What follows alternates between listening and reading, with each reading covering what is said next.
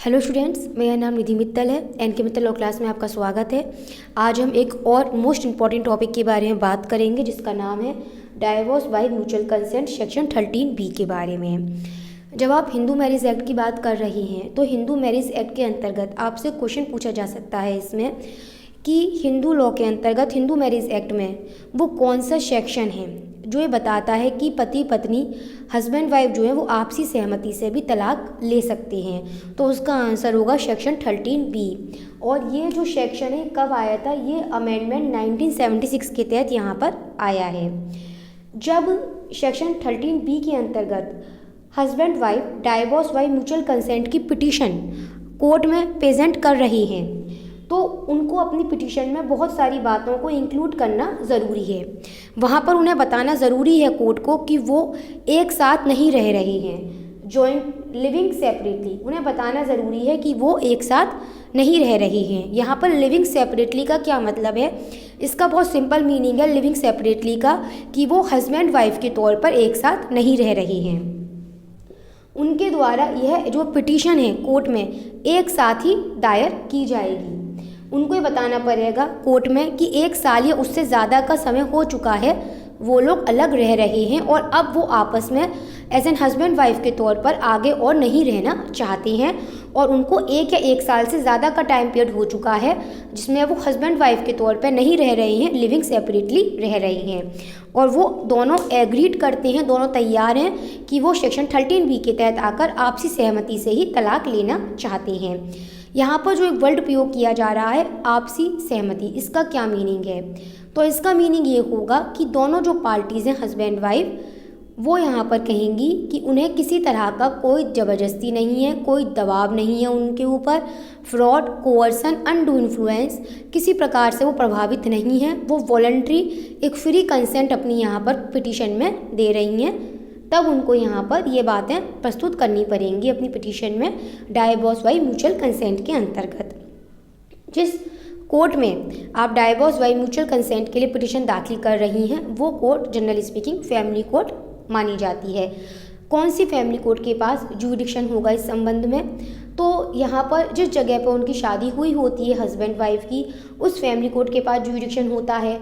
जिस जगह पर रेस्पोंडेंट पिटीशन के टाइम पर रह रहा है, जिस जगह पर उन दोनों ने लास्ट हस्बैंड वाइफ के तौर पर निवास करा है, यदि पत्नी पिटिशनर के तौर पर है तो उस जगह पर जहाँ पत्नी पिटीशन के टाइम पर निवास कर रही हैं, ये उनका उस कोर्ट का जुरिडिक्शन के अंतर्गत आते हैं। जनरली स्पीकिंग ये मामले फैमिली कोर्ट में जाते हैं। अब सबसे बड़ी बात एक ये होती है कि जब वहाँ पर पिटीशन कोर्ट में जाकर फाइल की जाती है तब इन बातों को कोर्ट के सामने रखना ज़रूरी है कि अब वो दोनों आपसी सहमति से तलाक चाहते हैं। एक साल से ज़्यादा का समय, एक साल या उससे ज़्यादा का समय हो चुका है, वो हस्बैंड वाइफ के तौर पर नहीं रह रहे हैं, वो एक दूसरे से अलग रह रहे हैं और वो अपनी रजामंदी से ही यहाँ पर अब तलाक चाहते हैं, एक दूसरे से अलग होना चाहते हैं। तो जब वो इस संबंध में अपनी पिटीशन कोर्ट में दाखिल करते हैं तो कोर्ट उनको 6 महीने का समय देती है। ठीक है, कोर्ट यहाँ पर उनको उनकी पिटीशन आने पर, फर्स्ट मोशन आने पर कोर्ट यहाँ पर उनको 6 महीने का इस संबंध में समय दिया जाता है।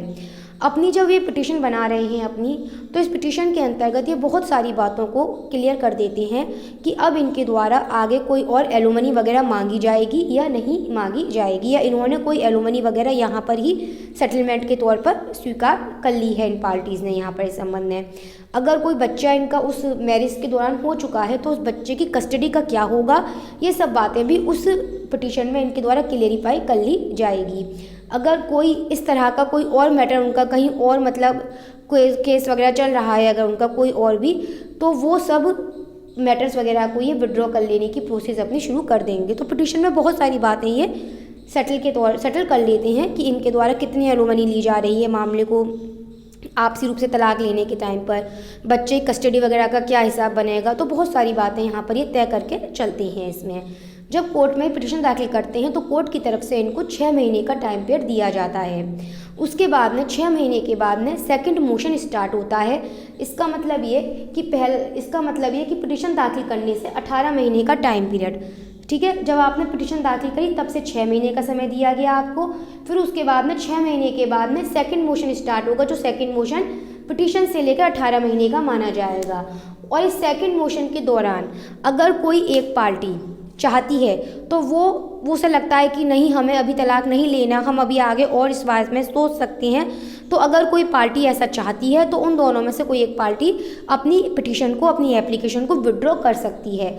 और जहां अगर ऐसा हो गया कि किसी एक पार्टी ने पिटीशन को विड्रॉ कर लिया है तो फिर कोर्ट के द्वारा म्यूचुअल कंसेंट के बेस पर डाइवोर्स की डिक्री नहीं ग्रांट की जाएगी। फिर अब यहाँ पर ठीक है, अगर एक पार्टी ने भी एप्लीकेशन विड्रॉ कर ली फिर म्यूचुअल कंसेंट का मतलब ही खत्म हो गया, तो इसलिए यहाँ पर इस आधार पर फिर डाइवोर्स की डिक्री ग्रांटेड नहीं की जाएगी। जब तक डाइवोर्स की डिक्री कोर्ट के द्वारा ग्रांटेड नहीं कर दी जाती है तब तक कोई भी पार्टी रीमैरिज नहीं कर सकती है। अगर वो ऐसा करती है तो वो रीमैरिज नल एंड वॉइड मानी जाएगी इस संबंध में। और जब यहाँ पर सबसे बड़ी बात है कि ये कोर्ट के द्वारा जो 6 से 18 महीने का जो एक टाइम पीरियड यहाँ पर रखा गया है, 6 महीने का जो टाइम पीरियड है इसको आप कूल पीरियड के रूप में भी जानते हैं, कूलिंग पीरियड के रूप में भी हम इसे कह सकते हैं। ये जो टाइम पीरियड रखा गया है वो इसलिए रखा गया है, एक टाइम और एक अपॉर्चुनिटी के रूप में आप इसको जान सकते हैं कि पार्टीज़ को एक टाइम और अपॉर्चुनिटी दी गई है कि वो अपने इस फैसले पर दोबारा से सोच सकती हैं। लेकिन जहां एक बार ये टाइम पीरियड जो है फर्स्ट मोशन और सेकंड मोशन का जो टाइम पीरियड है, जहां एक बार ये कंप्लीट हो गया फिर कोर्ट की तरफ से डाइवोर्स की डिक्री पिटीशन, तो डाइवोर्स की डिक्री है वो यहाँ पर ग्रांट कर दी जाती है और दोनों पार्टीज़ फिर डाइवोर्स हो जाता है और वो लोग एक दूसरे से फ्री हो जाते हैं। तो ये बताया गया है सेक्शन 13B के अंतर्गत डाइवोर्स बाय म्यूचुअल कंसेंट के अंतर्गत। और ये जो इसका टाइम पीरियड की ये जो टाइम पीरियड बताया गया है, जो पीरियड बताया गया है, अगर उसे कोर्ट चाहे तो ये कोर्ट का विवेकाधिकार है कि अगर वो चाहें तो इस टाइम पीरियड को उनको लगता है तो वेव भी कर सकती हैं। तो इसी के बारे में सेक्शन 13B में डाइवोर्स बाय म्यूचुअल कंसेंट के बारे में बताया गया है, जिसमें इन एसेंशियल्स का होना बेहद ज़रूरी है कि ये जो एप्लीकेशन है, ये जो पिटीशन है डाइवोर्स बाय म्यूचुअल कंसेंट, ये दोनों पार्टीज़ के द्वारा जॉइंटली पेश की जाएगी।